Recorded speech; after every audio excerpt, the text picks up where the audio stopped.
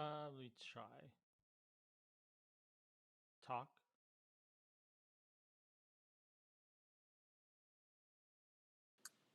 Oh Oh yeah, yeah, but I yeah. can hear I can hear you us guys. for some reason.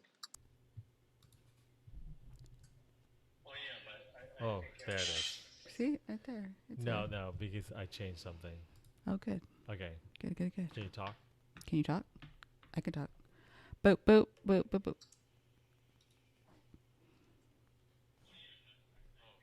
There it is. Yep. Okay, Ben, you talk. One, two, Okay, yeah, three, that four, that's good. five. I think either way we're still low, but oh well. Okay. Mm-mm, mm-mm. Let's go back to black.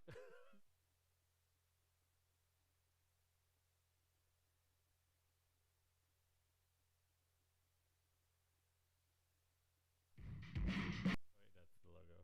So there. There's no That's star swipes?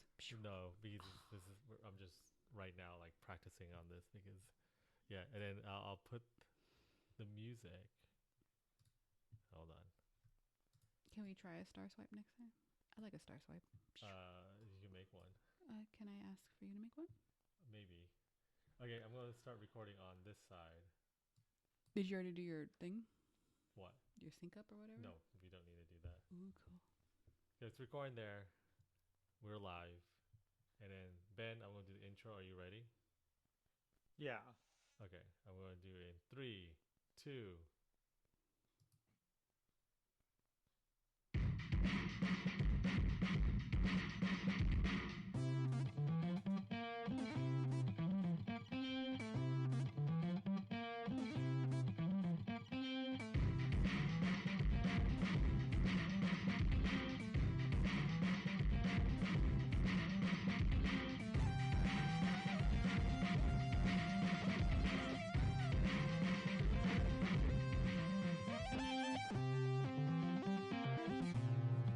Hello and welcome to the Freakin Awesome, where we discuss the things we watched, listened, played, and read throughout the week. It's Saturday, December 31st, 2023. We are hours away from the new year, 2024. This is a special edition where we're live. So if you're listening to us on YouTube right now, hello.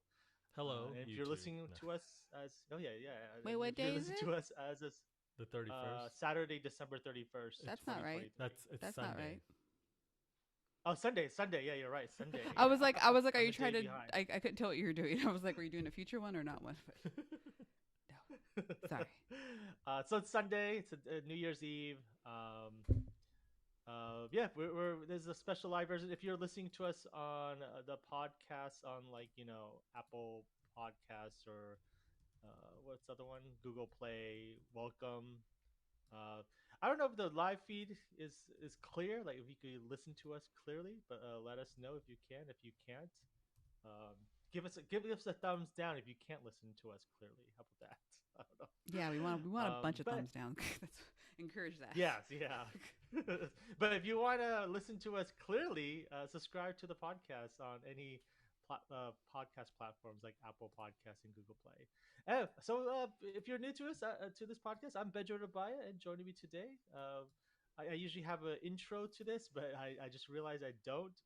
The last time I talked about an intro is due to defeating Pazuzu. I don't know what Oh yeah. Oh, that's yes, all Mm-hmm. we about. It watched was The I Exorcist. think yeah, The Exorcist, which was around October. But you can also find them on their YouTube series Date Night. Please welcome John and Audrey Abaya. Oh, Hello. hi. I'm John the Hi. Frog and Audrey. What are you? Huh? Animal wise? Oh, animal wise? Yeah, Oh, I'm a pigeon. a pigeon. Yeah. Frog and pigeon. The Yep. new Twitter duel. Hello pigeon. Hello frog. Yes. You wear a vest. I wear A a cardigan. positive I high says thumbs up. So I don't know if that's I don't know. Is their screen name? I'm new to this too, so I don't know what that means. So thumbs up, so they could hear us, or they're just saying thumbs up that we are I think doing you good. asked can they hear Uh, us, so they're Mm-hmm. responding yes. yes, welcome. Yes, welcome. This is going to be weird to the podcast listeners. But yeah, so if you're new to the podcast, like we said, we discuss the things we watched, listened, played, and read throughout the week, but this time we're gonna discuss what we're gonna add to our freaking awesome list of 2023. For those who are new, we create a list throughout the year. We usually ask guests, and then we also add to ourselves our stuff too, and then we try to narrow it down to 23 items because it's 2023. So next year it'll be 24 items, and in the year 2050 it'll be 50 items. That's a Oh lot. man. And when Lennox and Corbin takes care of the podcast, it'll be 100 Oh. items. No, Oh, no, no. gosh. My So mom we'll and see about dad that. liked this movie before in 2023. Again, why does when people get older they have a higher pitch voice? That doesn't usually happen. That's when they're like 150 years old. I I don't saw get- that somewhere. In the future, your voice gets No. higher. Yeah. Don't know. Is it because we're losing more oxygen? I actually don't know how science works. Yeah, yeah, it's true. So that It's true. works. That's worrisome. Yeah, you don't know how But science usually works. a typical episode, we have a trailer talk, then weekly roundup, and then our main discussion. This week we don't have a trailer talk or weekly roundup. We're going straight to our main discussion. This week's main discussion is adding to the freaking awesome list. What was that? What was that again? It's a Spidey. Spoilers. That's Those are for spiders. For those who don't know, we have the what do you call that? What do you call that, John? For Spider-Man, the noise. Oh, the thwip. Twip, the twip. Thwip. Thwip. Thwip. Thwip. Flip. Yeah, it means there's a Spidey spoilers. Just in case, you know, we were may- discussing stuff. Yeah, we are discussing stuff, and we are going to spoil things.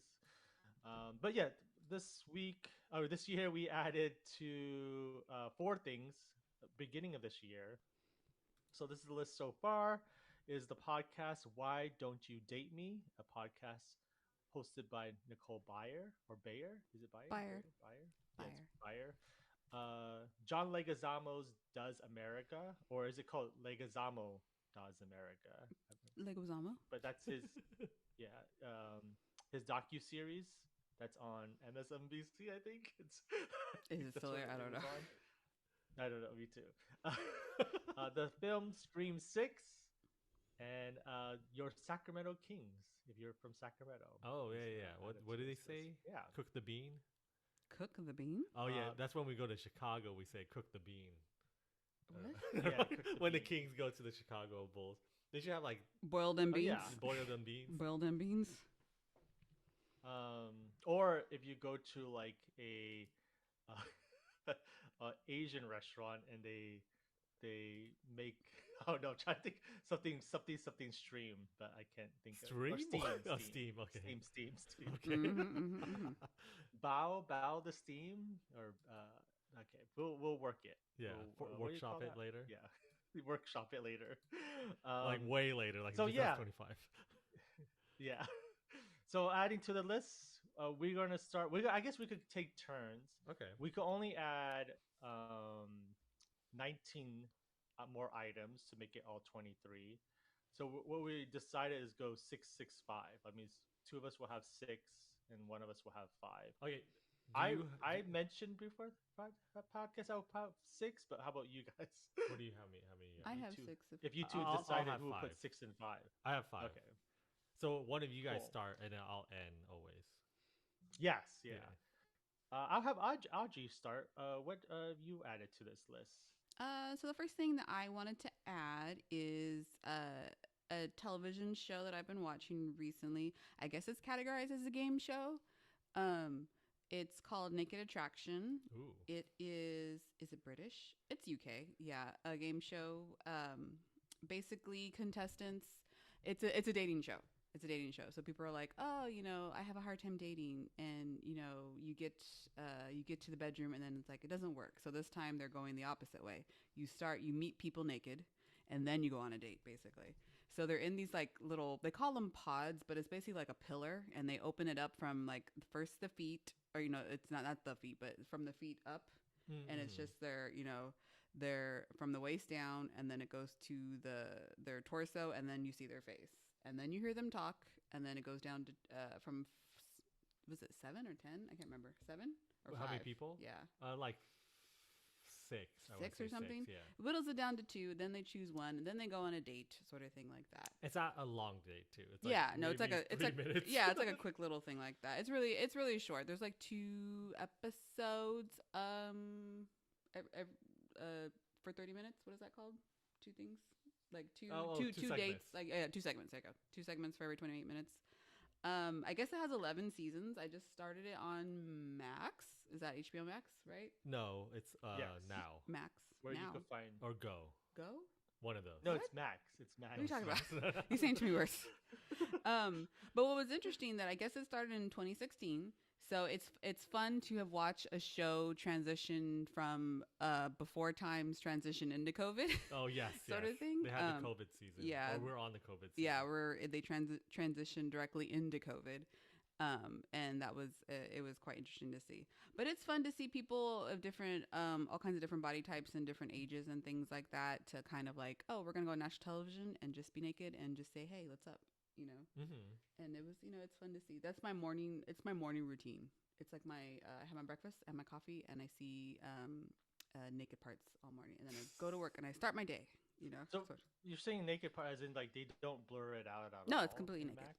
You see everything. Oh, nice. Okay. Yeah. That's interesting. Yeah, it's fun. It's fun So to see. that is called Naked Attraction. Attraction Mhm. on Max. The Yes. one to watch. The one to watch Naked Attractions. That's Is what, that- that's what they Is that, should is that do. what is that what Max is called? The one to watch? Is that their Yeah, that's their slogan. Is it like, really? The one What? to watch. Really? Yeah. Yeah. The Anything- one to watch. anything on their shows or on their channels called the one to watch? Is that how you Yeah, like describe it? it's like their slogan, like Max, the one to watch, and then blah blah blah, Wow. whatever the show. Yeah. Cool.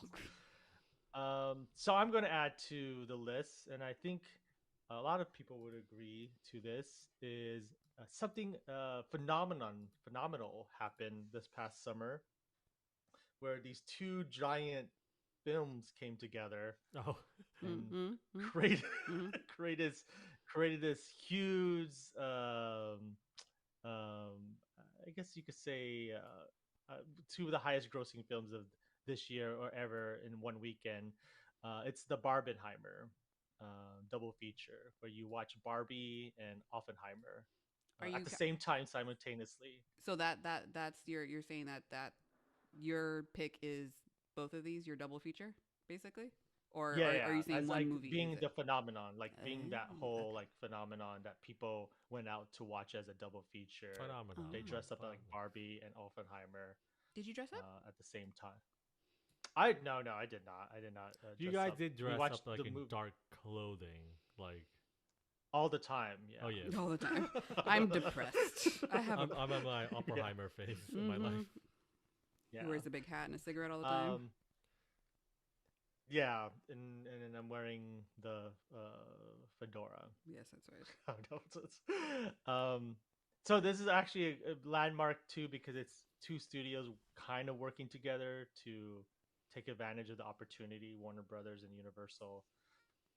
But yeah, that is my adding to the list. One of them to add.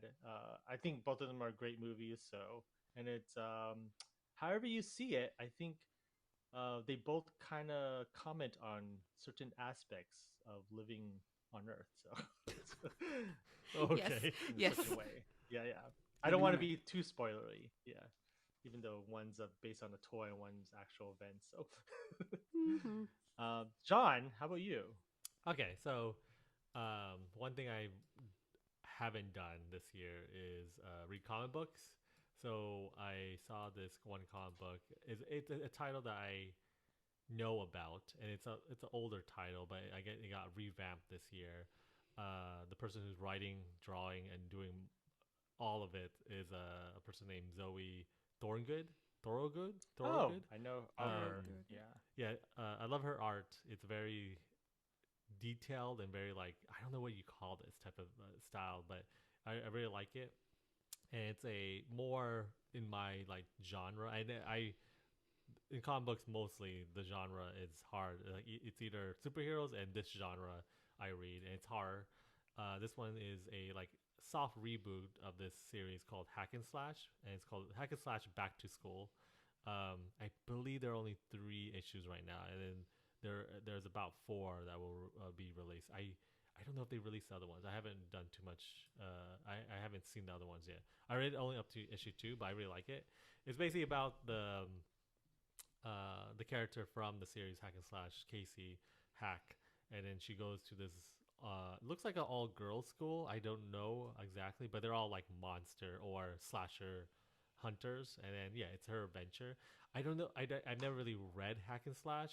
Like maybe read like 1 or 2 issues back in the day, but it's very not forgettable. But it's like I don't remember. And at the time, like the art wasn't appealing to me, and then Are you saying back in the day, like in 2000 probably like Oh, yeah, okay, it's okay. it's an older, not too old, but it's like I thought you were saying like in the 70s. in the last decade, the last couple of decades. Oh, okay, okay. Yeah.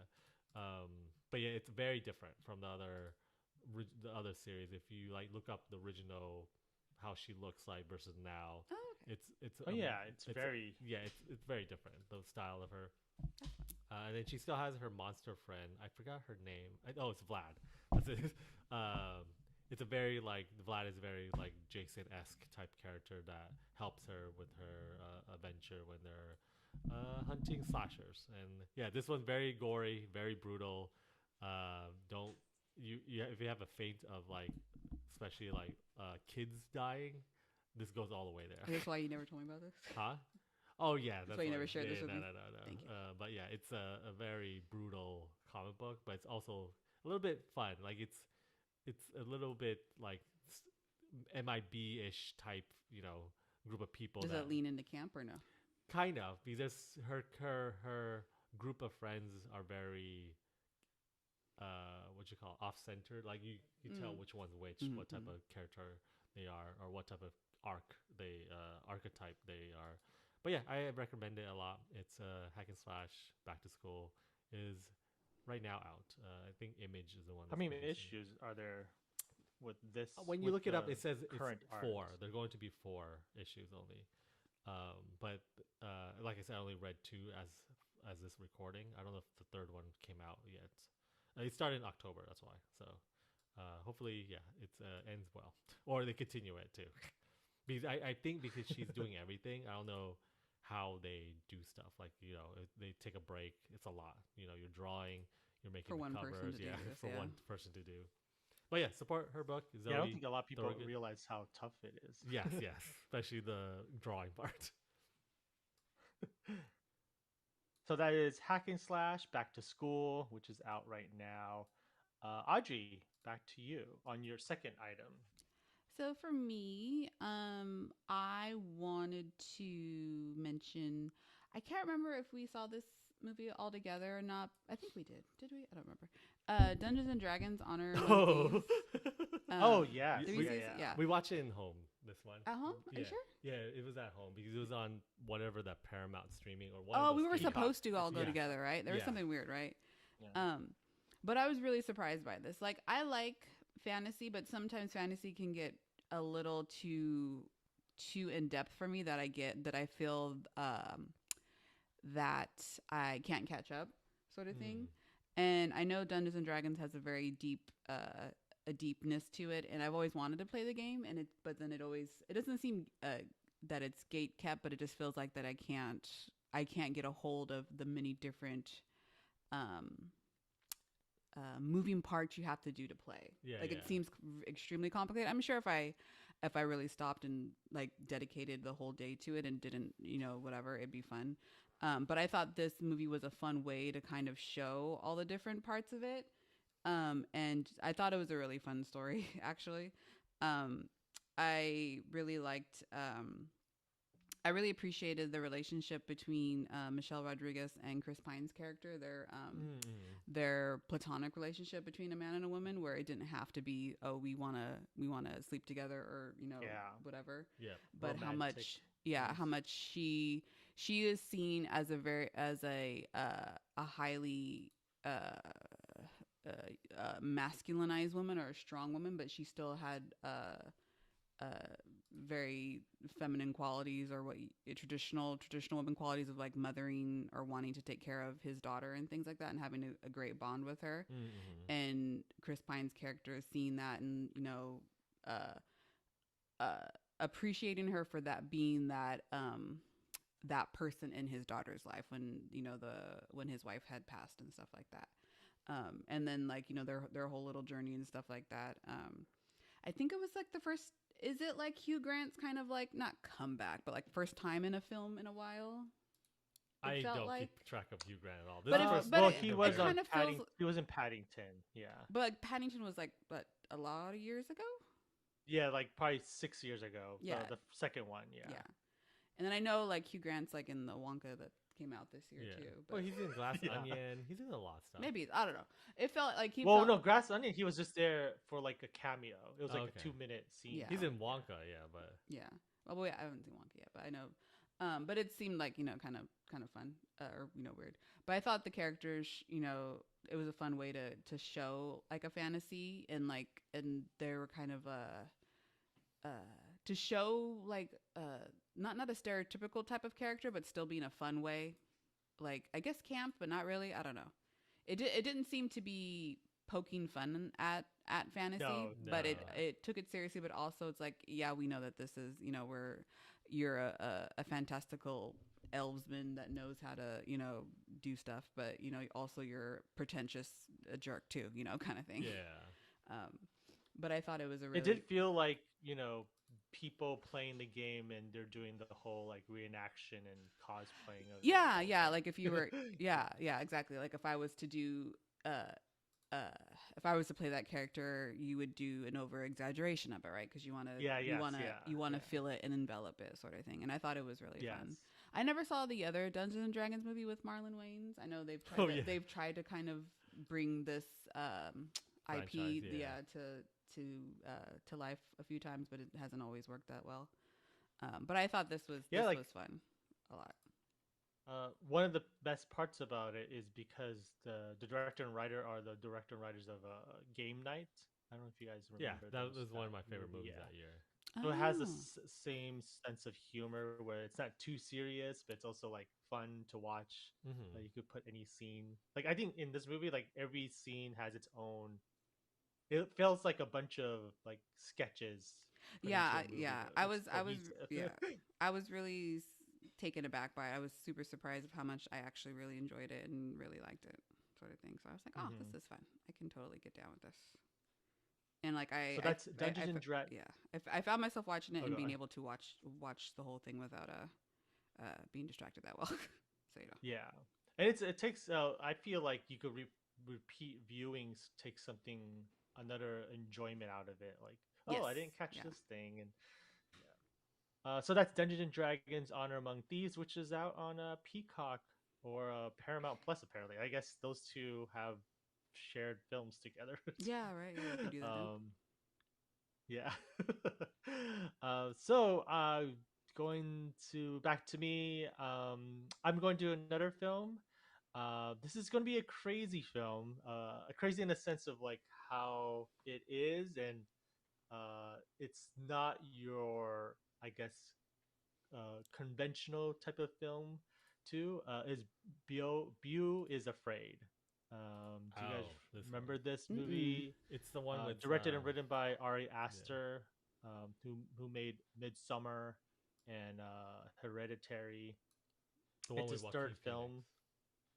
Yeah, the one with Joaquin Phoenix. Is that the one on the, Yeah. on the poster where it's like him, but he's young and old, and the other person is also young and old? Yes, yeah, Oh, yeah. I never yeah. saw that one. Yes, yeah.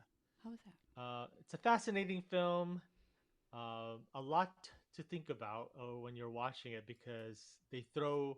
Let's just say, it reminds me of a car chase, Oh, What? Oh. but as a film, oh, and in the ending, you're like, let's watch it again. Oh. See whether we missed something. oh, okay. Yeah, that's how the adrenaline and how fast paced the movie is. It's like Really? you, and then like every 30 minutes, it feels like a different movie. If that makes any sense. Like there's literally a sequence in this film where a person tells you like a parable, like a story to you in like animation. So it's like Oh, in like stop motion animation. So it's like that type. This is the type of movie we're dealing with. Is like it's kind of weird and it's out there. If you're familiar with like movies like uh, Internal Sunshine of Spotless Mind, mm, or I'm trying to think of another movie that's similar to this. I was saying that I tweeted I think where I said like if Ari Aster watched Forrest Gump, but he watched it while he was like really high, and he mm-hmm. just wrote his own What? version of it. That's basically yeah. I don't know what that means. Um, I don't know. yeah, If yeah. I No, don't know I if I mean know. it's I don't know if I basically know. it follows those beats of Forrest Gump where he travels to different places Oh, okay. and he Does he affect different he runs timelines or into different events? Typeness? nah, sort of yeah, it is different timelines. It is different timelines, Oh, yeah. interesting, interesting. But yeah, I would recommend it. I wouldn't recommend it watching it with kids. It's a lot to take in for a child. Oh. There's nothing really. Oh no, there's actually a couple interesting, you have to explain a lot to a child if you're going to have it. I just realized I'm looking at Wikipedia. They called it a surrealist tragic comedy horror film. So that's what you get Ooh. if you want to. Yeah, and there's a Would lot of you layers to recommend it being too. high to watch this? Because you were saying like I'll how like probably. You probably won't get. You probably don't understand most of it, but probably you get more enjoyment out of it. That's what I'm cool. thinking. So that's Beau is afraid, or Bo. Bo is afraid. I think they say Bo. Beau. Yeah, That's Bo, Bo's yeah. afraid. Yeah, that's Bo.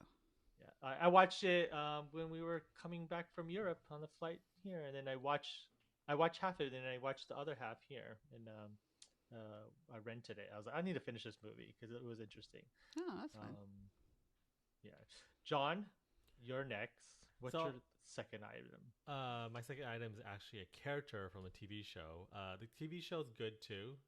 But you will not mention that about Don't mention it. Don't say it. But it's played by actor. Oh man, I never really said this name Wait, right. point to it. Uh, Point to it. Tell me. Point to it. Yeah, Audrey's Oh, right. yeah, Ki Hugh Kwan. Ki Hugh Kwan. Yeah. Is that how you say his name? Okay, Kifu Kwan, yeah. So he From, played Everything Everywhere All at Once. yes. So he played a Shortcut from character. Indiana. Yeah. Yep. Yeah. He played the character OB in Loki season 2. He is a fun character, very whimsical, and just it's. I just want him to be in everything, Everywhere, all at once. especially in the Marvel. Like I just want that character to interact with other characters now. He's very. He was a fun character on that show. You can say he probably helped make make the TVA if you haven't watched that season. But yeah, I just appreciate that character a lot. I hope they do more with him in other Marvel stuff, franchises, and stuff like that. But even though I'm going to speak a little bit about season 2, that it does end in a way where I'm like, okay, I'm good. Like I don't need any more from Loki and his adventures. This is a good ending. Maybe you can come back maybe 10 years from now. You don't have to come back to this character. We know where this character is at right now in season 2. But I do want to like continue adventures from like the side characters, and then especially OB character. Just him. My pick is OB from Loki season 2. Wait, OB like OB like the letter B or Yeah, P? there's a meaning to it, but I'm not saying the actual name. But they call it Oh, OB okay, yeah. for short. Yeah. Okay. I have not started on that season just because I'm not sure how they're gonna end it. So I was like, oh, okay, let's yeah. Yeah, that is Loki. Oh no, that is OB, the character from the show that we're not allowed to. I don't know what to say. I guess you could say. Audrey, we're back to you. What's your third item? My third item. I'm trying to find the characters' names, but I can't find it. But so it is Big Mouth. Oh. Season 7, Ooh, okay. episode 9, Panic at the Mall. I think is that episode is what it's called. Panic at the Mall. Let me see. Panic at the Mall. You can find it. Panic at the Mall. Panic at the Mall. Yeah, Panic at the Mall. Yeah, like Panic at the Disco. Panic at the Mall. So I don't know if you've been following at all Big Mouth at all, Ben or John. I watched the first season. I liked it, but I did not. I haven't followed ever since then. It's similar when you watch Doctor Who, Audrey. You go pass by it. Same here with me. Like you hear me? You hear like, I see, jizz. yeah. You know, Yeah. come. Yeah, I see you watch Big Mouth, and I like the stuff that's on there. And then there's a lot of emotional episodes in there. Yeah. But it's just by passing. Like, Yeah, I know the characters. I know their not their names, but I know their tributes and stuff like that. But this one you actually showed me. I was, oh, this is a very heartfelt episode. Yeah. What was it? Gosh. Oh, okay. So this one, okay. So basically, this is the 7th season. I think they're doing one more season, and that's it. So this season. They are graduating middle school, and they're getting ready to go to high school. I think I can't remember if they actually go to high school for like the last episode or not. But this is the one, the second to last episode before. Oh, the penultimate, whatever. Penultimate, yeah. So in particular, it's mostly the storyline that I really liked in here is Caleb. He's the autistic kid, and then the gay character. I forget his name. I cannot find it in here. He's the best friend, though. Yeah, it's his best friend. He was the friend of Jesse mostly in there too. But more later, Matthew. Yeah, there you go, Matthew. I'm sorry. Later in the seasons, you saw Caleb and Matthew be more together because they worked together, like in the AV portion, like not at the AV club, but Matthew was always doing like the morning announcements, like the video, and Caleb would do the video part, so they were always together. They're going back to school shopping, basically, sort of thing, and Caleb's autistic. So he has very, sensory issues, very particular things. And it was just really nice. So the problem or whatever, Caleb broke his backpack and needs a new backpack, basically. And it was just really nice to see Matthew, who they kind of discover, I think in the beginning of this season or last season, that they actually are best friends and they didn't even realize it. And, that, how much Matthew actually cares for Caleb, like as a person, and is sensitive to his needs and things like that, to where he helps him through the stressor of, something that's out of the norm, like his favorite backpack is now broken. He wants to get a new backpack, but also Caleb, who has, social issues, he likes Matthew as his best friend, but he's also having a hard time being a friend. He doesn't really know what that means or what is the give and take of a relationship in general. So his logic rock, what's that guy's name? The Parker guy? Is also teaching him how to be a best friend. Randall Park is also teaching him how to be a best friend. Like, okay, so you ask something interesting about him. So it's him like, oh, what do you want to do? And so like his thing is like he's helping him pick out clothes for high school too. But it's the way that to see somebody with both of these characters have social anxiety. They have all these different things, but for them to be so empathetic to each other and sensitive to each other's needs and be really good friends and like care about each other and not make fun of, oh, he's the weird kid or, oh, he's the gay kid, was so really gives you optimistic. It made me so happy. I was like, oh, he has a friend. It's like, because sometimes you get worried as a parent when you're like, oh, your kid is the weird kid, or your kid is this, or you think your kid's not gonna isn't the top of the top or whatever. Yeah. And you're like, oh, there's hope out there yet. And to see it like on such a big platform, because one of the great things about Big Mouth is how much they show the hard part of growing up, all the different emotions and things like that. They're really, really good at physically showing all that stuff: anxiety, depression, dread, dealing with different types of families. Your parents are divorced, you're this and that, you're bisexual, you're this or that, whatever. And just to see a visual of that and to see it in a positive light. Of course they are talking, it is gratuitous sex Yeah, a lot of the times. it's adults playing with kids. Yeah, yeah. It's which you have that lightness of it, but this particular episode, I was so moved by it. I just loved it so much, and it really really moved me, and I just loved it so much. I thought it was great. I thought it was great too. Especially What's the you were just season skipping called around. again? It's season 9 or season 7, episode 9, Panic at the Mall. Yes, A Panic at the Mall. Yeah, Cool. for Big Mouth. spelled like Panic at the Yeah, I Disco. need to. Wow, it's 7 seasons already. I Yeah. didn't realize. Yeah. it's been going on that. Mhm. It is. Yeah, it has been a while. And they're I just now realized entering high how- school. Yeah. Yeah. And they still look the same too. Mhm. No like art design difference. I think only one or two Um, characters look different, but other than that, yeah. That's basically the Saved by the Bell analogy. Like they went to. Oh, I feel like the new class. it and felt all like that. they were in high school for so long. Yeah, for a yeah. while. Which would have been fine, Yeah. for a cartoon. You could be the same. They could be dealing with the same scenarios for 20 years. It wouldn't have. I don't think the audience would have been like, oh, what are they gonna do when they get married? I don't think nobody would have cared. But No. but I like Yeah. that it's showing them like for people who are watching this, like our kids or whatever. If they watch this growing up, they can go, oh, these are the different experiences that you go through. What are how you grow up and. The same friends you were friends with in junior high or going in may not be your same friends that you go with into high school. You grow, you change, people grow, people change, sort of thing. I thought it's really fun. I liked it. So that is Big Mouth season 7, now on Netflix. I need to catch up actually. Did they it's still how many episodes? It's still like 10 episodes a season though, right? Yeah. Yeah. It's like Yeah. 30 minutes each. Yeah, I think they have one more. Yeah. I think I remember Nick Kroll saying it's like basically one more season. And I think they're probably going to end in high school, pretty much. And that Nice. That would be cool. Yeah. And then you get Big Mouth, the college years. Oh yeah. And then a big Yeah. mouth, the new class. I could. Yeah. Oh yeah. Yeah. I mean, actually, that's a possibility. And Actually, then you 'cause see you can like just reset them as- again. Yeah, the kids are the teachers now. Oh god.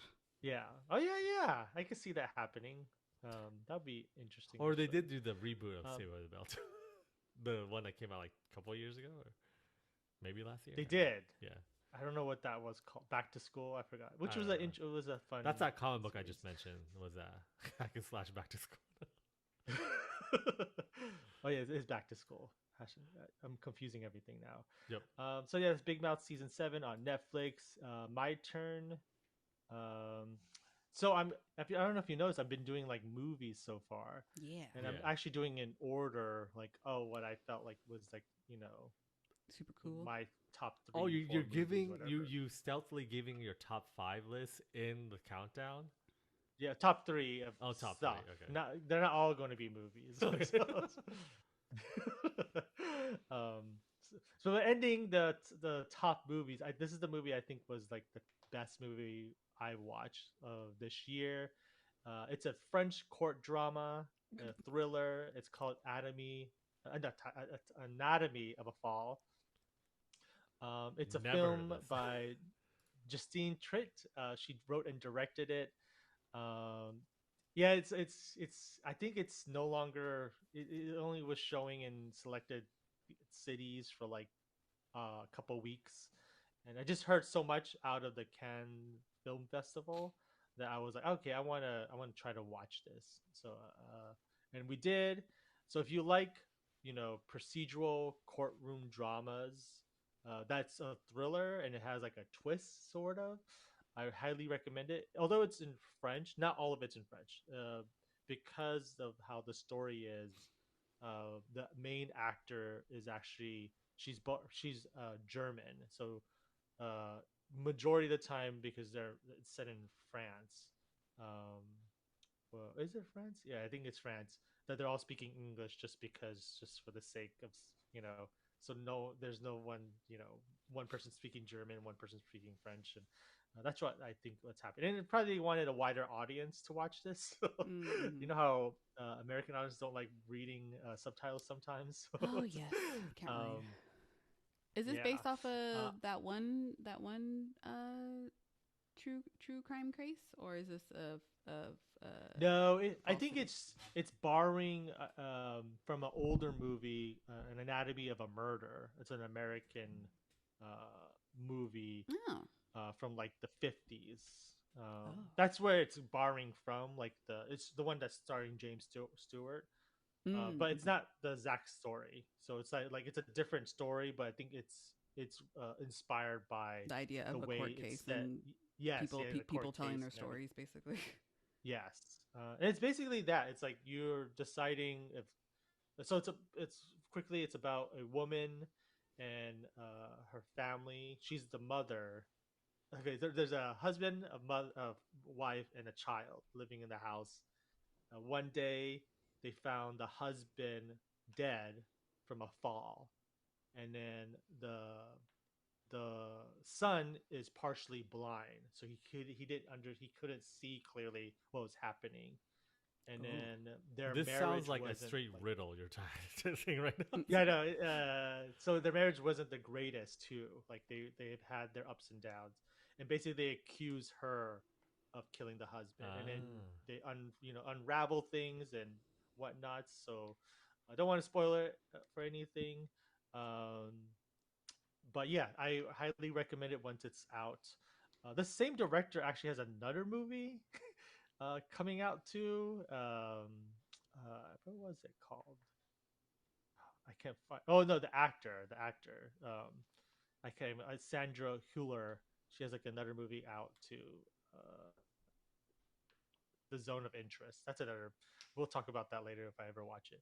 But yeah, that's an Anatomy of a Fall, which is I'm pretty sure it's going to be out in like next week or in a couple weeks from now. But I highly recommend it if you like courtroom drama thrillers. John, you're next. So I will You know what, add. John? What was your last one? I just realized I didn't write it down. Oh, the last thing I talked about, the my Yeah. favorite thing. It is. I am now looking at. My notes app. What's on my Wait, so notes yeah, I app? only did hack. Oh, it's OB from season 2 Oh, B, of yeah, OB. yeah. I think that's why I was like, it's a character. Yeah, yeah. You type down OB. What? HBO Max. Okay, It's a character. It's the character. one. The one. So yeah. Okay, go. What's your third? This is a movie Audrey and I never knew about. It is Oh a no, movie. that's mine too. I want to see that too. Oh really? Yeah. Okay, I'll save it for you. Never mind. Scratch that. I'm gonna do something else. Is it? Let me see. It's that one. Yeah, I want to talk about Okay. that last. I want to talk about that last. So scratch that. Audrey's gonna talk about that one. But spoilers. It's a movie we watched on my phone. Let's for that one. Yeah, and it was still super good. Yeah, it's still super good, Super even good. though we watched it on the phone one like Sunday night Yeah, in bed too, in Yeah. the dark. yeah. Whoa. Okay. Yep. Yeah. Yeah. So, Tells this you, is it tells you how rich our personal lives are together. this year was like a huge change for me. There's a huge job I had, or what do you call that? Not received. You changed jobs. Yeah, changed jobs. You had basically. a life change. Life change. I go out more in a way where I never got out before. My job before used to be like a stable in building job. Now I'm like traveling and whatnot. It's a thing where it's hard for me to do one thing I always did when I always got home is play video games and stuff like that. So even though I technically stopped playing these two games, I put two games because I need to go back. This is basically this part of the list where I was like, I need to finish these two games, but I really like playing these two. This is your promise to yourself. Yes, promise to myself. But I really enjoyed both playing it in the beginning of the year, and then everything basically got really busy, and I never found time, even though I played other games, short games in those in between. But the first game is basically a game that everyone have in their top 10 list. It's The Legend of Zelda: Tears of the Kingdom on the Nintendo Switch. So it's a sequel to Breath of the Wild.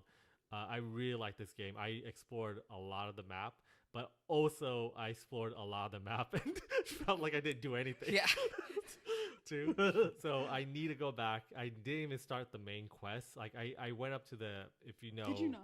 No, so I did go up to at the dungeon where they're doing the flying, the bird. Bird. The bird. The bird's the Yeah, word. the bird's the word character. So I'm at that stage of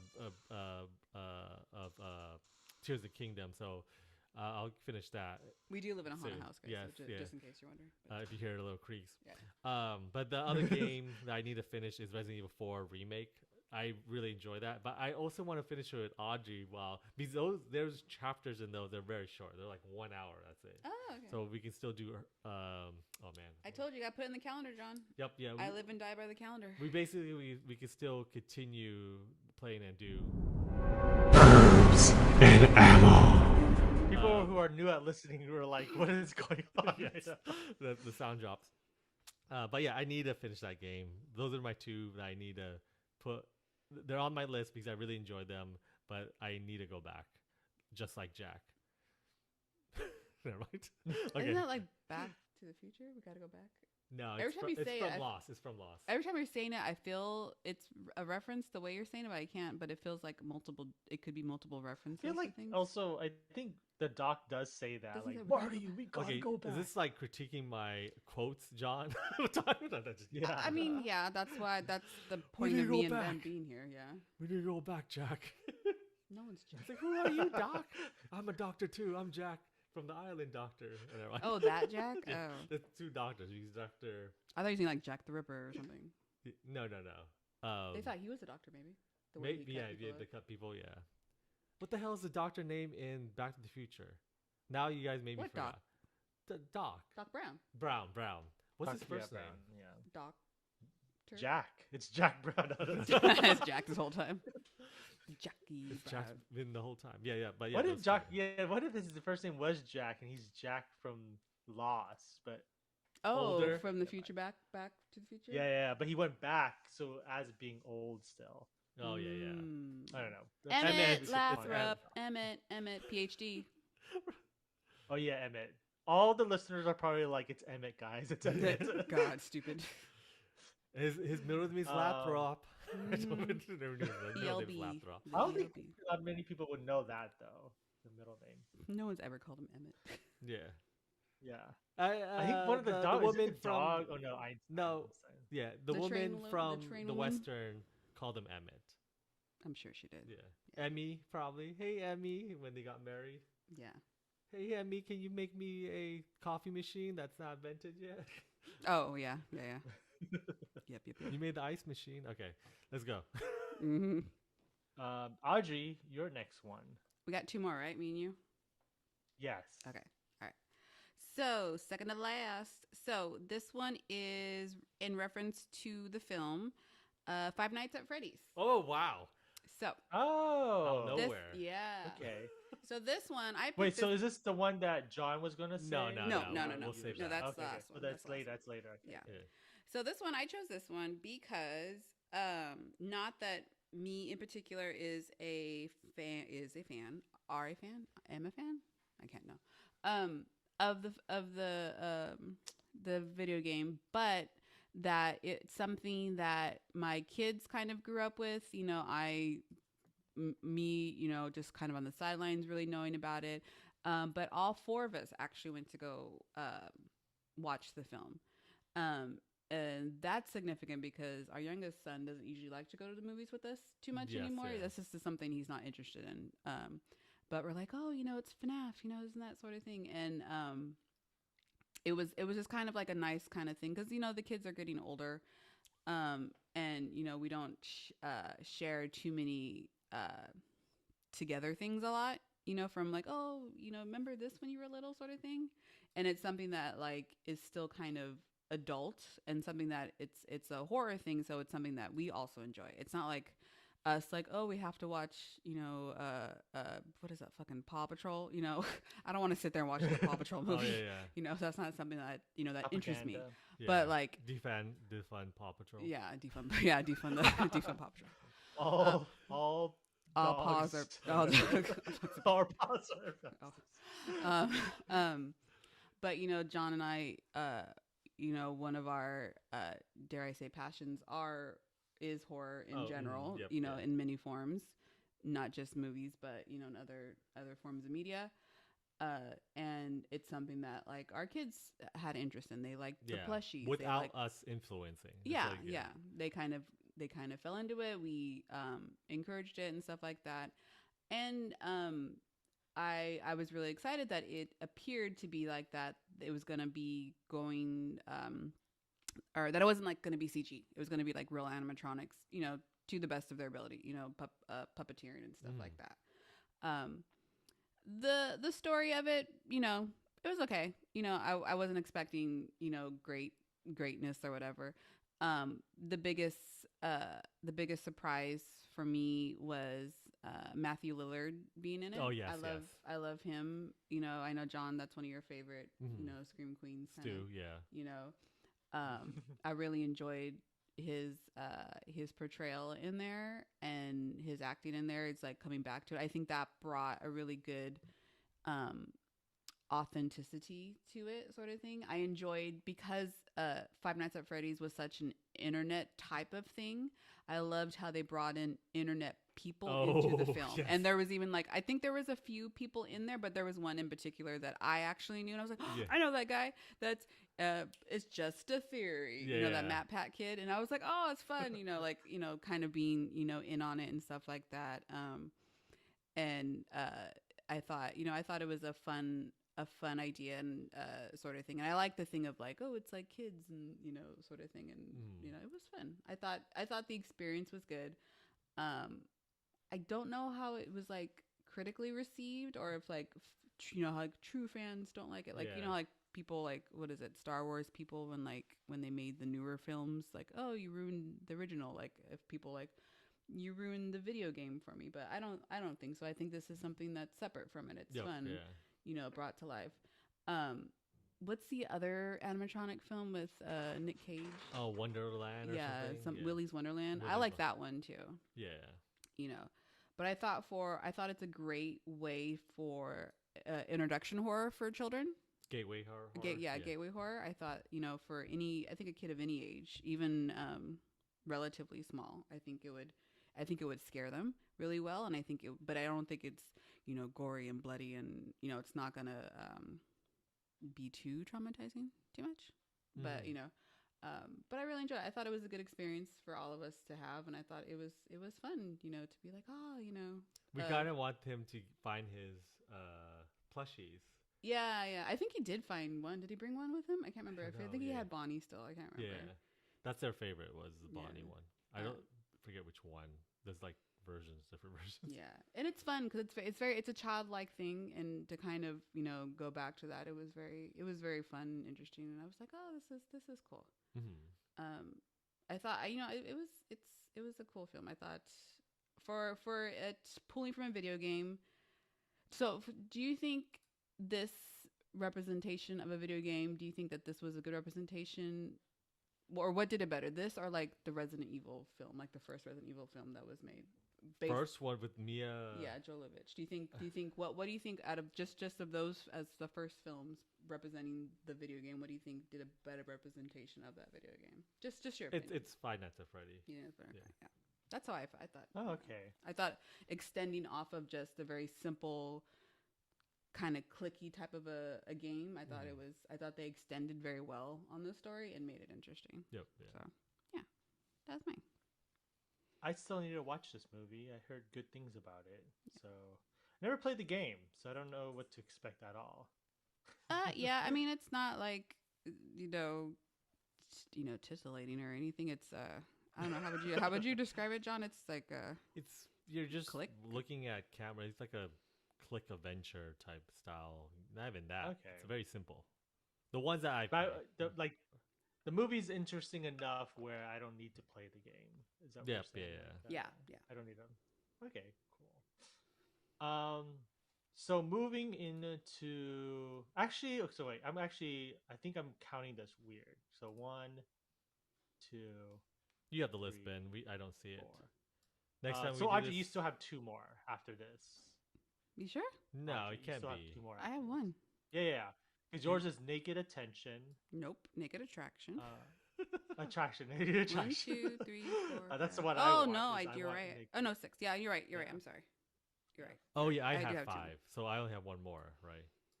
The only reason why I thought about it is because when I was counting mine, I was like, oh shoot, I still have 3 more, so I'm doing one of the counting wrong. I think John's just throwing us off. Yes, stupid John. Damn it, John. So I'll start with like I didn't really play a lot of video games this year, so or read too much this year. I just think about.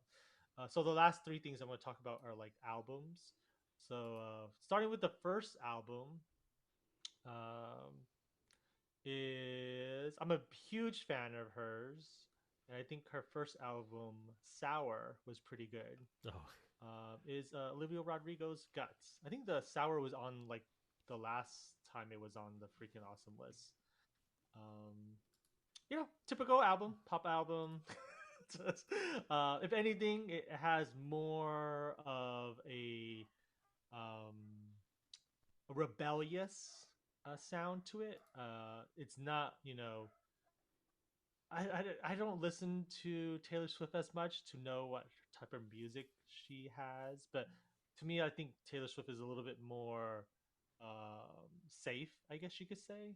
Is that a Mm-hmm. good word? Like for teenage girls, I guess I'm while not super Olivia sure. Rodrigo's album's a little bit more rebellious. Especially like with some of the lyrics she's using, like she's not afraid to curse in her album and whatnot. Like her first song is called in this new album called All American Bitch. So that's what you get.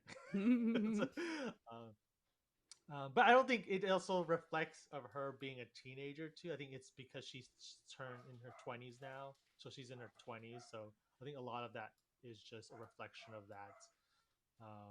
she But yeah, just I turned highly into recommend. 20s, or she just turned 20s? Yeah, Like, she's. I think she just turned like I don't know how old is she actually.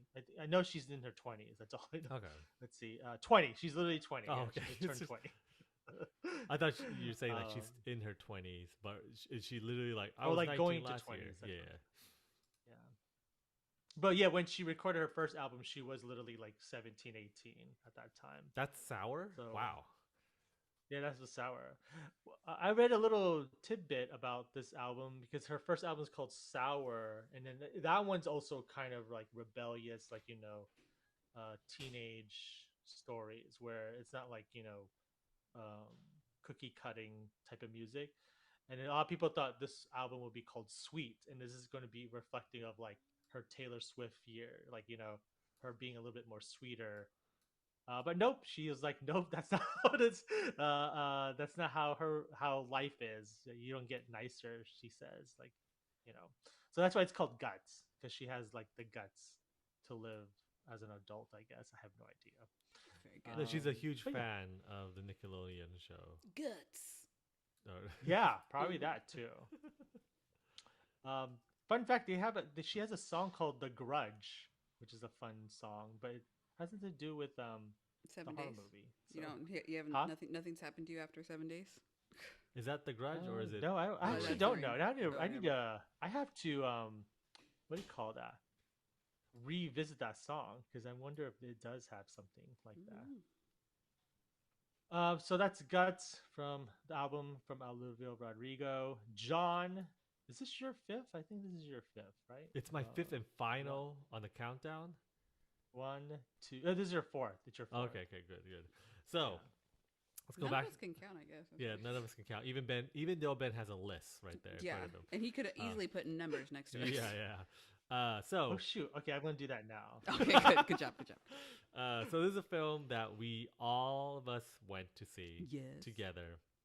It was a very atmospheric type of venue we watched. So there's an older theater here called the Tower in where we live, and it's a older theater, and then I think it was a great way to watch this. You get all these different people watching this one movie, and it was really fun. I think it's a film that everyone should watch. My number 4 on the countdown is Bottoms, the comedy that was directed by Emma Silgaman. I think that's her say her name. I think that's how you say it. Yes. Ben, who's the star? I can't say these names. I don't want to try to say the names. Ao, Ruby Beard, Wait. Ruby Cruz, I forgot Rachel. Yeah. Yeah, yeah, yeah. I think that's it. That's it. Yeah. Yeah, yeah, But yeah, I think it's a very fun teen comedy about growing up gay, basically, and then trying to find love. And then it is. I think we mentioned this during our like when we talked about it earlier this year. They don't make movies like this anymore, where it's like kind of goofy and like surreal at times. The experience, like everything's more not serious, but more in the realm of realism. But It's this like one, heightened a little bit. yeah, this is like a little bit heightened, a little bit campy at times, but it still pulls at the emotional strings about growing up. Trying to find someone that you can love, basically. But yeah, it's bottoms. I think one of the both the stars are great, especially the I think Ruby Cruz did an awesome job with her character. I forgot the name, but yeah, it's a good movie. Everyone watch Bottoms. I like the end. What is it? The end. The the fight scene. Yes, Fight scene's yes, pretty yes, yeah. awesome. Where someone possibly has died. Yeah. I think it was a katana. I think katana was involved. I can't Just remember. something he got stabbed really Yeah. bad. That's cool. yeah. I But- think I really enjoyed that movie. It made it to my like top movies of this year too. Going so that's Bottoms, which is actually out I think on Peacock or Paramount Plus, one of those It is. I streaming think so, services. yeah. You can watch it now. Excuse me, I'm burping. Audrey, you're next on your fifth one. You know, I actually did math so badly here that we actually have three more, even if we do all or two more after we do all our things. Oh, so we have to come up with two more. I Then I have one for one of them. So, John, if you have a sixth one, I think John has. some Okay, I stuff. can have a sixth one. okay, yeah. I'll pull it out of my pocket. Pop, there you go. Okay. And There. it's Lent. And it's Lynn. Oh, Lent is okay. Audrey, what's your fifth? My fifth one is the film Renfield. Ooh. Sucks to be Oh, him, okay. you know. Wait, is that the tagline? Yeah, that's what it says on the poster. It's Nick Cage and what's this other dude's name? Nicholas Holt. Yeah. The Beast it's guy? the Yes. Nick. Nicholas Holt. It has Aquafina, Benny Schwa. Oh yeah, Betty Schwartz in this Yeah, one. Ben Schwartz. I thought it was a really fun take on a Dracula story or a monster story, I guess, sort of thing. It's basically following Dracula's familiar, his, kind of like, what do you do when your master's asleep, sort of thing, and also being like, I've been doing this for 100 years, and I don't like doing this anymore, sort of thing, and coming to the somebody else having an existential crisis of like, what I'm doing, I don't think is morally right. I shouldn't be killing a bus full of nuns, a group of cheerleaders, a bunch of little virgin boys, sort of thing like that. Maybe it's not so good, sort of thing. But also, even though his reasons for becoming a familiar and for his reasons for still doing what he was doing, he was still able to redeem himself because he did change, and he was able to be a good person. He still wanted to be a good person, even though he had been doing, bad things for a very, very long time. I thought Nicolas Cage's portrayal of Dracula was really fun. I liked it, the fluidity of it. It was very what's the guy's name? I forget his name now. That he's taking inspiration from. Oh, the older. Yeah. The first one, Billy. Oh, Bela Lugosi. Yeah, Bela sort of thing. I thought that was really fun. I liked how even in the Renfield film they even showed the old black and white film, and they just put Nick Cage in there, to show like, oh, this was him when he first came out. This canon. Yeah, basically. Yeah. That's kind of cool. That's Yeah. cool actually. I haven't was- watched it yet, so Oh yeah, it's fun. it's fine. Yeah, the fight scenes are pretty cool. I like the idea, because each monster movies and these type of things, they need rules, and I like the rules of like, okay, this is where he gets his powers, and it's fun. Like, oh, okay, that's why he does this. That it gives him this ability, sort of thing. And then I like the relationship that he has also with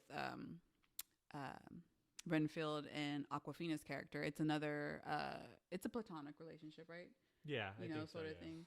They they're both, friends. yeah, they're friends. They but they both are in need of kind of growing as a person, sort of thing, and they both were able to find it in this very uh, extraordinary situation, sort of thing. Um, but it was really fun. I thought it was really exciting and things like that. And I thought it was funny too. It's a good enough camp, but I thought it was the effects too, because there are some like, he's on the wall, he's doing this. It didn't seem too out of place, I guess. No, Sort of thing. no. It seemed fun. Running through the streets of Los Angeles, climbing and stuff like that, sort of thing. But I And thought, Nicholas Holt is very acrobatic from his beast. What'd you call it? beast mode. Beast mode when he was playing Beast Yeah, before. yeah, beast mode. And when he was what is it? When he does tribute, or when he sprays his mouth with silver. Oh, yeah, yeah, from Mad Max. Yeah, yeah, Mad Max. Or Yeah. Fury Road. Fury Road, sort of thing. But it was fun. I liked it. Or I always, Valhalla. That's oh yeah, Valhalla. Yeah. is that? Yeah. Oh yeah. I'll see you in Valhalla or something like that. But I thought it was a really fun movie. I enjoyed it a lot. So. That is Renfield, which is also on Peacock. This is a Peacock type of night Yes. or podcast, I guess you could say. Which is pretty cool that they're all in Peacock, so I could watch all of them again. Very good. So on my fifth, going back to albums, this one I've been looking forward to. It's a rapper that I love.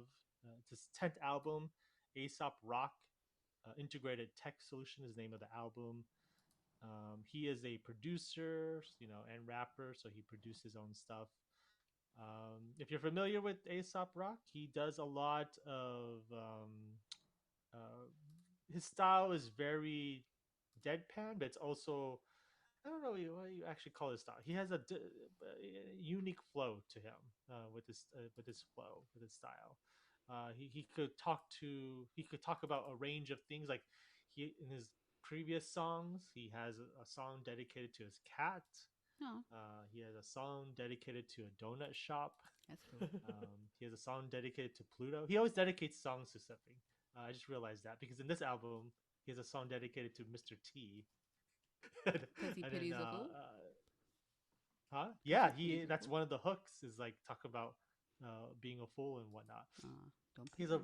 really remarkable song on the new album that talks about um, his appreciation to like rivers, Oh, bodies of water, Rivers? rivers. that's Yeah, cool. I like that. yeah, rivers. Yeah, yeah, where you can't take it for granted. Mm-hmm. Rivers, because it could also show you the way. If you're getting lost, you always go towards a river because a river could go You towards go a town downriver. usually. Yeah. Yeah. He has a song that's dedicated to pigeons. Aw. So, Okay, what? pigeon mentry. Yeah, yeah, yeah. So, yeah, I just realized he dedicates a lot of things to a lot of items and whatnot. Um, oh yeah, and a really cool interlude where he talks about Van Gogh. Christina and I went to the Van Gogh Museum in Amsterdam during the fall, and he talks about particularly Van Gogh and all of his challenges he had to face, and because he committed suicide, but also talks about during his time when he was alive, he was known as a failed artist actually until he died. That's when people took notice of him, and then Aesop Rock briefly talks about that and the importance of creating art still, no Mm. matter if who doesn't like it or not. Um, but yeah, that That's is nice. I like Integrated Tech Solutions by Aesop Rock. Oh yeah, his first song is actually dedicated to technology. I just realized that too. AI, I love it. It's The also importance of dedicated to yeah. technology. Yeah, yeah. John, what's yours? Fifth. Number 6 or 5, I don't know which one we're on. Number six. This is five. This is five for you. Number 5. five. Okay, so this movie represents everything that I don't know. It's You as a person? no. You as a soul? There's a lot of superhero movies this year that I didn't really care for. So Was there a lot of superhero there movies is a this year? lot of superhero movies that I really didn't care for. The one you did care for, Aquaman 2, is on your list. Yes, that Yeah, that I know. the fight scene underwater was great. Oh, yeah. With all the water parts Yep, and the yeah. water animals. Yeah, the water. The water animals are And great. then Hero 1. Yep. And then there's a secret scene where And then everybody came out of the water and they're all wet. Zack Snyder says goodbye. Oh. Bye. Yeah, this one is very not controversial, but it's very like I know a lot of people who watch this and are like, that's it, like that type of a reaction to the ending. Are you gonna say superhero film? It's a superhero film. Okay, It's a superhero because I was film. gonna ask because you're saying controversial. Like, is it actually like would people consider this not a superhero film? No. It's an ending that people were Oh, surprised okay, about okay. mostly. I was super surprised too because when I was watching it live, I did not expect how it was. You saw the going to movie end. live? Yes, I You saw went them animate the film live. Cool. On studio. It took a long time though. Yeah. It took almost like 3 years. Pay your Isn't it long? animators. Isn't it long Uh, time to render? Like, you don't have to like walk away. Don't they have to like do I it and don't walk know away? actually. I guess they do have to walk away and wait for it to render. That's weird for you to sit there and watch But it's Spider-Man. that. Spider-Man. Across the Spider-Verse, basically. I thought it was Part really one? part one. Yes, that's the thing. Part one. I don't even know when part two is going to be released anymore. But yeah, it's a film that I was looking forward to since when they made Into the Spider-Verse. I really like what they did with Miles' character, how he's growing up, and how with them two, Gwen, are both separated at this point, and then it is kind of like they do. I like that they pay attention to Gwen more too in here. It is like her story too at the same time with also with Miles. I think that's a good way of portraying two of these different characters, and then the struggle of being Spider-Man or Spider, the superhero, a Spider person. It is fun to see all the different Spider-Mans and Spider Women and Spider Animals in this area in this movie. What's and your when- favorite spider? Huh? What was your favorite spider? That's hard. It's hard. Like not In that the film. main ones. Not Miles. That's, or Gwen. Yeah, not Gwen Smiles or even the Peter Ben Parker Pete or even Miguel too. Yeah. I would say is the one that Andy Samberg played. Oh, He plays yeah. Okay. what's his name? The Ben Riley Spider-Man. He's all sad. He's all sad. The more sadder Spider-Man apparently. Mhm. But he played that character very fun.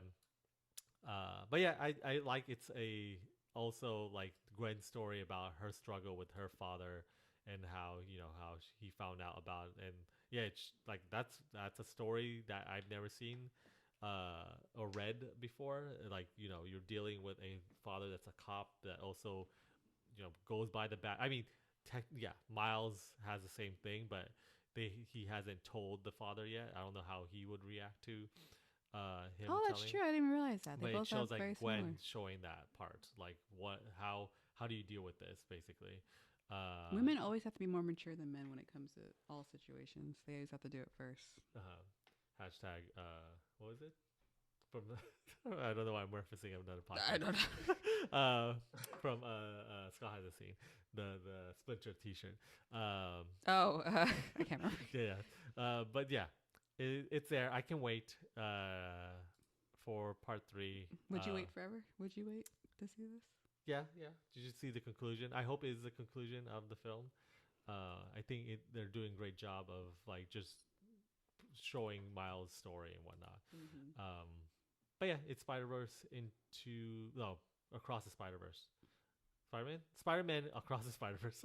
The name is sometimes it's too much. But I forgot the new one was going to be called. Yeah, they That's showed at the the word. very end. Oh, at the end of the film, Yeah. Spider-Man 2, 3, 4. The name of it. Beyond the Spider-Verse. Oh yeah. Are they gonna get?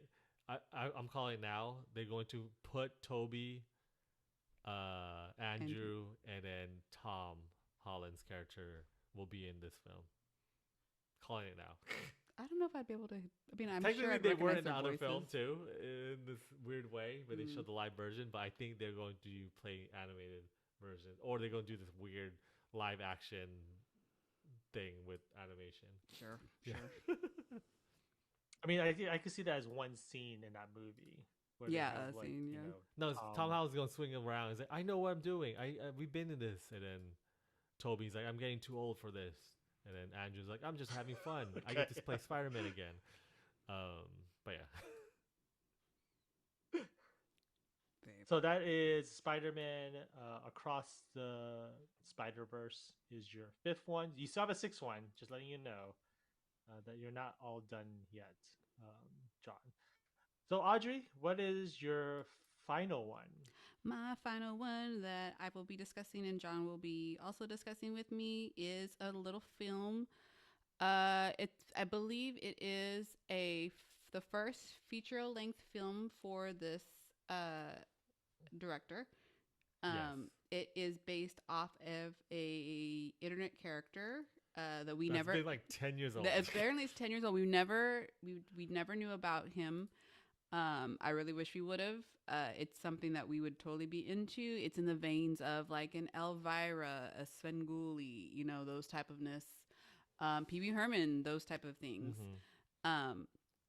I believe he's somebody that would interview people mostly, and then like he would do sketches too. Yeah, I think, yeah, it's sort a of thing. combination of that. Yeah, And Arby's, something with Arby's, Yeah, I'm and not all sure. this other stuff. yeah. But the film, based off of this character, is called Onyx, the Fortuitous, and the Talisman of Souls. I don't know. What? I don't know. Yes. Wait, I need to. Yes. Okay. Okay. Onyx. Okay. It's about a Onyx. character that does all this magic. Oh, I don't there. know. I see it. So he's like kind of like a like wannabe occultist, you know, sort Yeah. of thing, and it's in the vein of like a 80s 90s kind of horror film. It actually has a lot of people from like Reanimator and different things in the film. What I really loved about it, it's campy, but it was a really good story of, and it had how do you say it? Puppets. It had Yeah, puppets yeah. in it. Sort It's of a thing. lot of practical It looks effects. really cool, actually. Practical effects. It was. I mean, and we watched this on the little iPhone thing. So just imagine like watching it like on a big screen sort of thing. It was so good. What was it? It's basically he's such a sweet little boy, you know, sort of thing. Even though he's like probably as old as us. in yeah, real life. yeah. So it's created by Andrew Bowser. Yes, That's I'm sorry, yeah, Andrew Bowser. I know you've kind of more deep dived into his videos and stuff Yep, more yeah. sort of thing. So I don't know if you want to say something about it. Oh yeah, so yeah, he is a internet person, like YouTuber that got big because he did these like, if you've seen it, he plays like this goth guy that wears a fedora, and he says like, I don't know, like that really quickly. Like he is not sure about himself. Oh wait, but I not think really. I've seen memes of this. Yes, guy. you've seen memes. He does like these fake interviews where like, oh, I'm in the convention. Oh, I'm at this news stations interviewing. But he does it really well. Like he does it. It makes it seem like he's getting interviewed by these real stations and whatnot and conventions. But it's a character. It's a character that loves horror, that loves the cult. And really into witchcraft and whatnot. But he's also like this goofy, funny guy that has. Yeah, he's really he's genuine. Yes, yeah. But he's also like kind of innocent or like socially awkward. Yes, yeah. He's an amateur occultist, and basically like, I guess there's like this one like real occultist who's like calling upon people who follow him to say, hey, if you submit this letter and I choose you, you can come to my mansion and you can be part of this ritual to bring upon the end of the world. And he gets chosen. Yeah. So he gets to go here, and it's kind of like the adventure of them doing this ritual, but also finding out, actually this person has nefarious intentions, sort of thing like that. Obviously he would not be considered the hero type character, but in this film we get to see him become, into his own and to become a hero. And all the little side characters too, they're really interesting. Fun, yeah. I think they're really well written. Terrence T. Carson, Ben, is in here. Do you know who's Terrence T.C. Carson, Ben? Yeah, he's Okay. from what was that? A Oh, Living we're good. Single. Oh, Living yeah. Single. Mhm. He's really That's good all in I it. know. Yes, Yeah. yeah. Yeah. I was like really And then surprised. Riv, how do you say her name? Their name, Rivka Reyes. Yeah. Yeah. They're in School of Rock. Yes. Yes, Yeah. yes, Yeah. yes. Remember. And then Ardalyn Arden Mirren. Marin, that's if you Oh like listen yeah, to dang, they're CDB. all Hmm. yeah. Yeah. This was like a really like well thought out, like really, you know, fun film. Like I want to say if you want to like you compare this film to anything, I want to say it's like a horror version of Pee-wee, basically. yes. Like Yeah. the way Oh, okay. everything is, it's think of a Pee-wee film, and that's how it is. Like it's very wacky characters, but also there's like grounded moments that you feel for this character. Like You empathize so much with him. Yeah. You're like, oh, there's don't do that person to him. He's Yes. you know he's a good you know you want this you want the best for this- Onyx the Fortuitous. This is the film where we were watching on my iPhone late Sunday night, and we're just in bed, cuddle in blankets, and we're just literally just watching this whole film on my iPhone. And then there's a moment there I actually like cried a little bit Yeah. because like there's a emotional. I don't know this character. I don't know why this person's. But we like fell this. in love. Like Yeah, we yes, truly yeah. fell in love.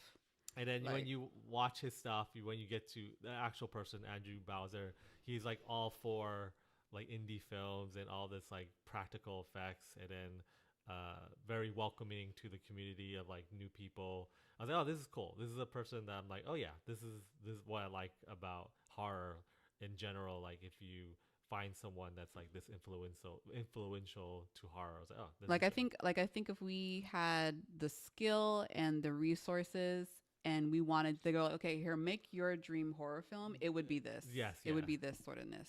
Yes. You know. And this is all backed by he crowdfunded this movie and then sold it. I forgot. I think Screambox or Bloody Disgusting, Yeah. the website, bought it. I'm so sad So- that we caught onto it right when it was already streaming. Yeah, yeah. I wish we would have somehow been in on it to where we somehow could have traveled somewhere to go watch in a theater with other people who were really into this, who are Yes, really yeah. supportive of it. I think it would have been such a great experience. It Mhm. would have been like, you know, a midnight showing type of feel Yeah, sort of yeah. thing. It I does would've- have that feel. I like would a have midnight loved, show. and I hope maybe in the future they'll do some sort of screenings like that. Yeah. I would love to go watch this again with a bunch of people. I thought it'd be really great. Mhm. It's like it's Yeah, not this too looks like long. a cool. Looking through the screenshots and everything, this looks like a really fun film to watch. Yeah, it's really it was you'll fall in love with him and you're like, oh, So You're my where friend. did you two watch this then? On my phone, in bed. No, no, On- which oh, like I think streaming? Screambox? Screambox. It's Yeah. Screambox. Oh, just So it's Screambox. Bloody how did Disgusting. you even find it? Because you're like, oh, because I think you started watching like a few, Yeah, I think a few minutes, and you stopped and you're like, Audrey, we need to watch this together. But how did you like come across this? It was number one on Screambox. I was like, and then the thing that caught my eye is a poster. I was like, this is cool. This poster looking thing, like, and then when we started watching, it's like, oh, this has production. Like it has actual. Sometimes in Screambox, it's 80s, 90s, 70s horror, but there's also these other horrors where it it's looks like it was like made on your iPhone yes, and yeah, like it's like low budget. You did not put it through any other program. It's not that bad. Like it's cool that you get You're able to do film that. it, do You're that. able to do that. But film. it's hard, not hard to watch, but it's like it's something I don't like sort through to find unless it's recommended. Like, oh yeah, you need to find it. Go past all that. But yeah, it's a film where I was like, oh, this caught my eye, and then when the moment I saw the character, I was like, oh, I know this person, but I don't know where. Like I heard this person talk before. I've this never. This is the character, first time. This is my first experience with him.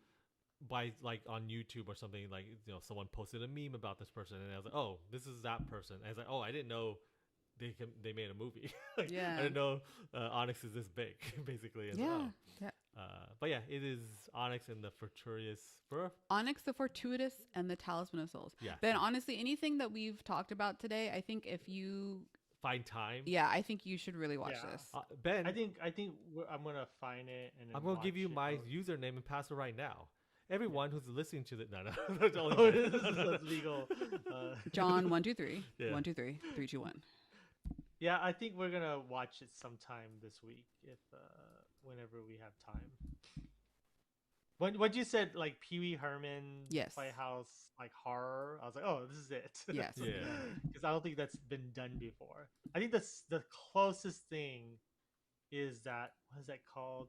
That I felt like it was similar to like a Dave Made a Maze. Is like the closest I've ever seen. I've I never don't- watched I that. don't- I don't I know what know that of is. it where he made the Yeah. box of maze, Yeah, but yeah, I've never watched that. Yeah. It's not horror per se. It's more. It has horror elements because they go through like a maze and it becomes like, Saw, but like the blood is made out of confetti because it's everything's made out of paper. That's why.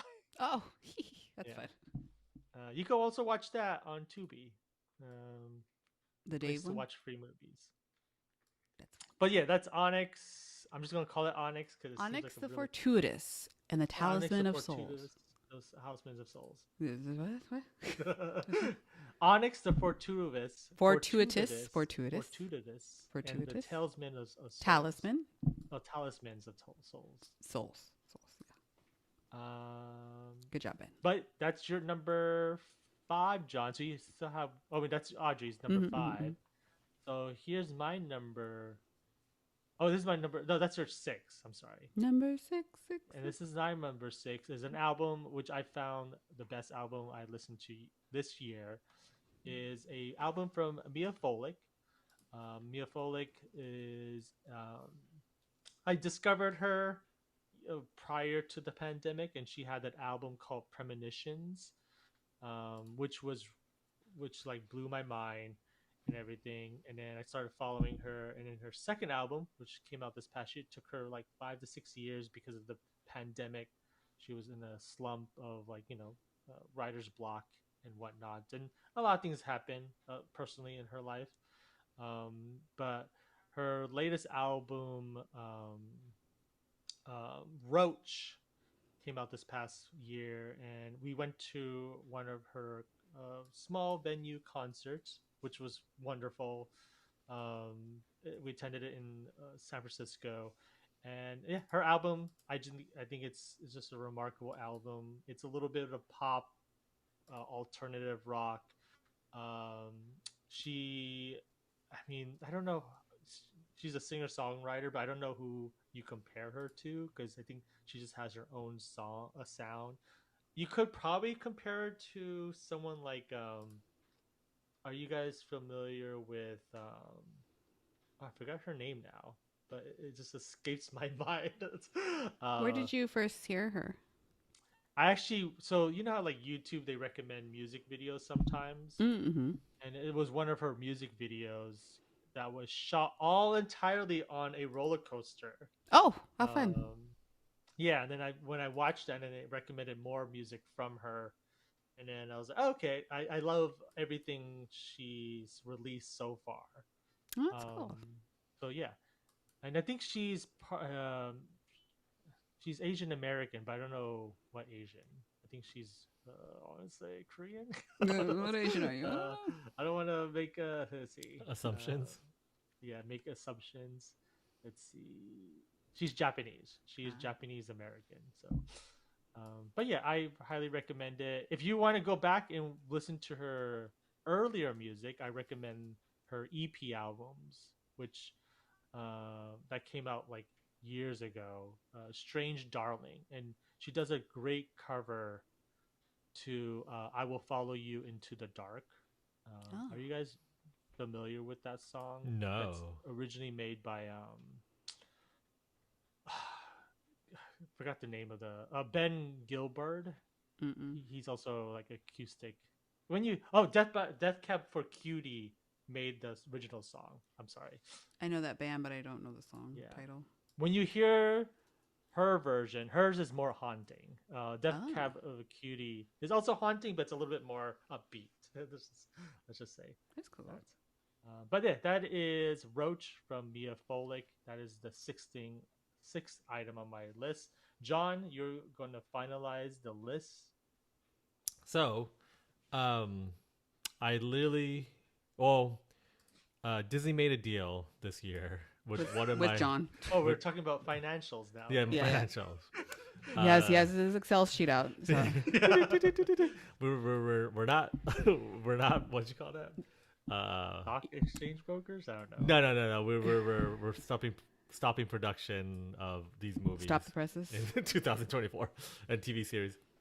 Because we don't know if the audience will like it or not. But yeah, Disney bought a property that I've been watching since Lennox was born. It was exciting because one of my favorite characters are back. With my favorite actor, and then it is Doctor Who, and then Doctor Who. Who's the doctor? Who's the Doctor?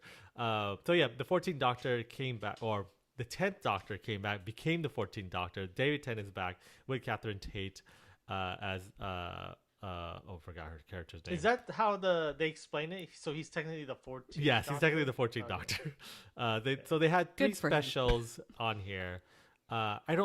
They're not the best episodes of David Tennant's Doctor Who, but they are fun episodes. Is it because he's old now? He is old. It shows his age. Hair? No. They probably dyed it and whatnot. But yeah, they did a small run, but they also did a introduction episode to the new Doctor. Is played by forgot the person's name right now. I saw a thing that showed how to pronounce his name. Oh, I forgot where it's at though. Oh, the how to pronounce the new Doctor's name. Gatwa or something. I think you are actually better at saying it than me. Which one? I'm on the page, it's but right there. But yeah, they introduced a new Doctor too in the series. But I also watched the Christmas episode that features a new Doctor too. So all this is all the new Doctor basically on Disney Plus.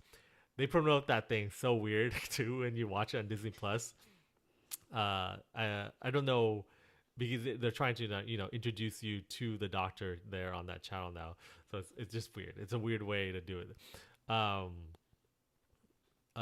yeah, David Tennant is great with Catherine Tate again. They think Donna, that's her name, Donna. So they did a great job wrapping that story up. I think if you don't know about Donna's story, it is a very painful story for David's character Doctor Who. I never knew they'll ever go back to it because the consequences of that action could cost her life basically. But Ncuti Gatwa. Yes, yeah. Ncuti Gatwa they introduced in these series too. Who's the 15th Doctor? I think so. Yeah, 15. Yeah. So they're going by 15 Doctor. I won't spoil anything what they do here because it is an odd way to do it. Not odd, different. And it's if you're very into the lore of Doctor Who, you're researching. Is this possible? Can this Doctor do this? They can. they can do whatever they want because the TV series and sci-fi they did it.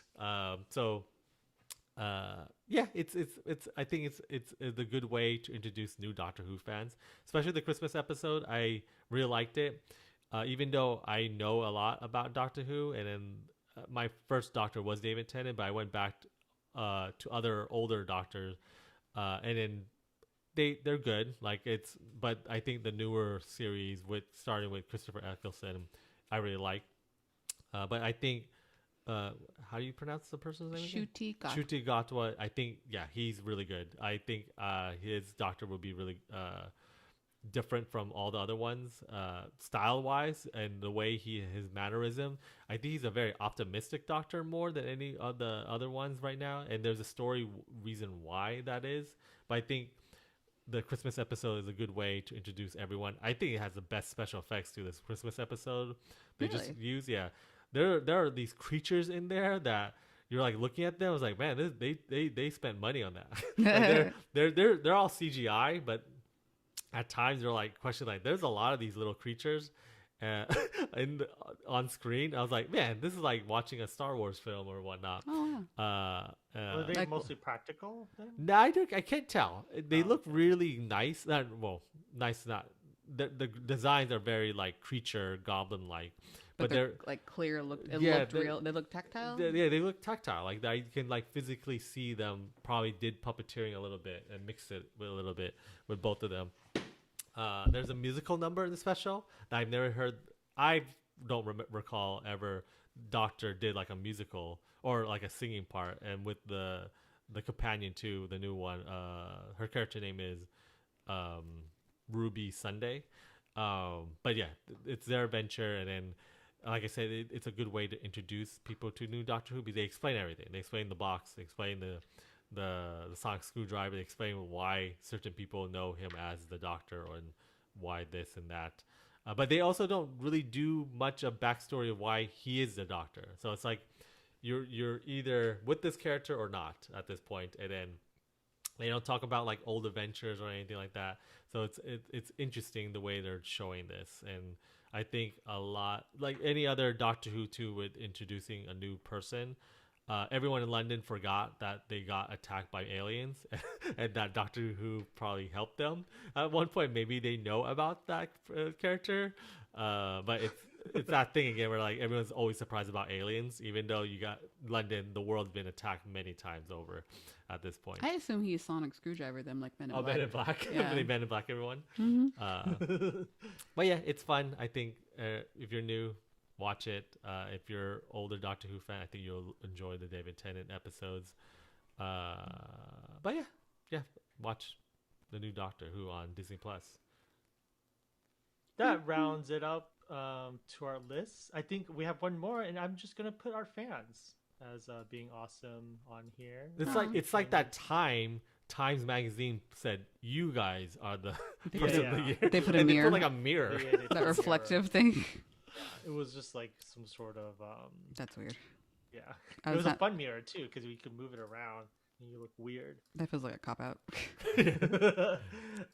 It is a cop out, but fans, especially our patrons who stuck by us this whole year, we've gotten so busy with our lives that we couldn't produce as many episodes as we can this year. But I think next year we'll have some interesting stuff out there. We might not go to the traditional route of the podcast where we have like every week, but we could do these live streams if you guys love hearing us live, and then put them out later on the podcast and whatnot. And we'll probably have a special live stream for only patrons. That'd be fun. If you guys want to see me eat food, I don't know. I'm trying to think of something right now. Yes. Oh, are you going to be the one of those TikTokers? What's that? The ones What that do they eat do? food in front of the counter, like a bunch of food. Oh, I people forgot actually they're do that? I called. was just Mukbang? kidding. Yeah, actually. mukbang. I was actually kidding about that. But hey, if there's a way, there's a how. There's a way, they say. Mm-hmm. Yeah. But yeah, thank you for joining us, our fans. Thank you for supporting, listening. Thank you to CRC Chow for producing. Where can they find you two on the internet? You can find us on YouTube at datenightplays.com. We will have a new video later this week. We played a very froggy game, but also a very emotional game. Frog Cried. Detective? Is that- No. We should play Frog Detective after. I cried so much. Yeah. Oh, wait, what is this game called? It's called Froggy Pot. So if you guys can Okay. find that right now, itch.io, play it, get your tissue box, get a good Froggy cry in before Pot? the new year. Okay, I see Yeah. it. It's about 3-minute game about life. Okay. About loss, you can say. Existential crisis. Okay, this is up in my alley. Mm-hmm. Cozy But yeah, games. you can watch us play that game later this week. Yeah, date night's back, baby. Yep. Okay. Is that it? Where are you gonna find you? Okay, date night. I don't know. You can find me at Bedroom and Buy on Instagram and Threads. I guess probably gonna move away from X, Twitter, at some point. You can find all of us on thefreakinawesome.com. It'll go straight to our Patreon. You could become a patron for no less than $1. This helps us keeping the website and podcast running. If you can't do any of that, just please support by listening, subscribing, recommending us to your friends, rating us, leave a message, a comment on Apple Podcasts or Google Play. This allows us to get more visibility on those platforms. You can follow us on TFA Now, on Threads, on Instagram, on X.com. Is it x.com real? I didn't know. Yeah. X.com? You said X.com. Com. It still goes to Twitter, Ben. Like, It does go to Twitter, yeah. Did you know Twitter.com. that was actually his first website was x.com Yes, in the yes. 90s or whatever? yeah, with this And PayPal or something like that. Or it's something. like you know that old quarterback that still wants to in Oh, high you mean school. that character from like Napoleon? Napoleon Dynamite? Yeah, yeah, I could throw that football over the mountain or something. yeah. yeah, yeah. Mhm. X is his mountain. Yeah. I mean, he's a billionaire though. So, anyway, Yes, yes, yes. but you can connect with us on Facebook too and Discord at the Freakin' Awesome. You can email us at contacts@thefreakinawesome.com. Happy New Year to all. Be safe. Light the beam. Do you two have any messages really quick out? Be kinder to yourself this year. That's a good one. Yeah. How about you, John? Be kind to other people. That's a good one too. I'll say, yeah, I Fuck, agree with fuck you. everybody too. else. That's like, Mhm. So that's the Freaking Awesome podcast. I'm Benjamin Abaya. I'm John Abaya. Matria Baya. And this has been the Freaking Awesome.